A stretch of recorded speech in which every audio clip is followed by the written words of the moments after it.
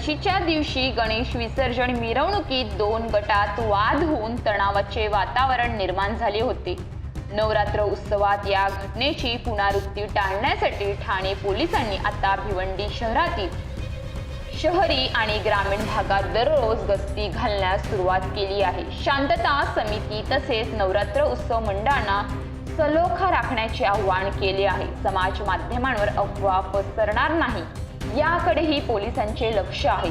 समाज माध्यमांवरून धार्मिक तेढ निर्माण होईल असा मजकूर प्रसारित करण्याविरोधात कठोर कारवाई करण्याचा इशारा पोलिसांनी दिला आहे। तसेच नवरात्र उत्सव शांततेत पार पाडावी यासाठी संपूर्ण आयुक्तालयात 6000 अधिकारी कर्मचाऱ्यांचा फौजफाटा तैनात असणार आहे असे पोलिसांनी स्पष्ट केले। अनंत चतुर्दशीच्या निमित्ताने भिवंडीत एका गणेशोत्सव मंडळाची गणेश मूर्ती विसर्जन मिरवणूक निघाली होती। त्यावेळी दोन गटांमध्ये मोठा वाद निर्माण झाला होता। या वादाला शांत करण्यासाठी पोलिसांना लाठीमार करावा लागला होता। त्यानंतर भिवंडीत तणावाचे वातावरण निर्माण झाले होते।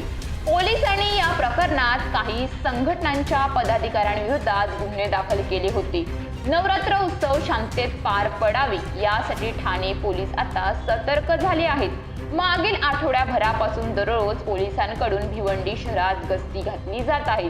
तसेच रूट मार्च देखील काढले जात आहेत। सलोखा राखण्यासाठी संवेदनशील ठिकाणी मोहल्ले नवरात्र उत्सव मंडळांमध्ये पोलिसांकडून बैठका घेतल्या जात आहेत। शांतता समितीच्या माध्यमातून पोलिसांकडून नागरिकांची भेटीगाठी घेतल्या जात आहेत। भिवंडीत पोलिसांनी राज्य राखीव दलाच्या अतिरिक्त कंपन्या तैनात केल्या आहेत। मुख्यालयातूनही बंदोबस्तासाठी मनुष्यबळ तैनात करण्यात आले आहेत। तर संपूर्ण आयुक्तालय क्षेत्रात ठाणे पोलिसांचा सुमारे 6000 अधिकारी आणि कर्मचाऱ्यांचा बंदोबस्त तैनात केला जाणार आहे। चोरी तसेच गैरप्रकार टाळण्यासाठी गरबा कार्यक्रमात देखील महिला आणि पुरुष पोलिसांचे पथक साध्या वेशामध्ये तैनात असणार आहेत। तर धार्मिक तेढ निर्माण होईल असे संदेश समाज माध्यमांवर प्रसारित करणाऱ्यांविरोधात गुन्हे दाखल करून कठोर कारवाई करण्यात आली आहे। नागरिकांनी असे संदेश समाज माध्यमांवर प्रसारित करू नये। असे संदेश किंवा चित्रीकरण आढळल्यास तात्काळ याबाबतची माहिती संबंधित विभागातील पोलिसांना द्यावी।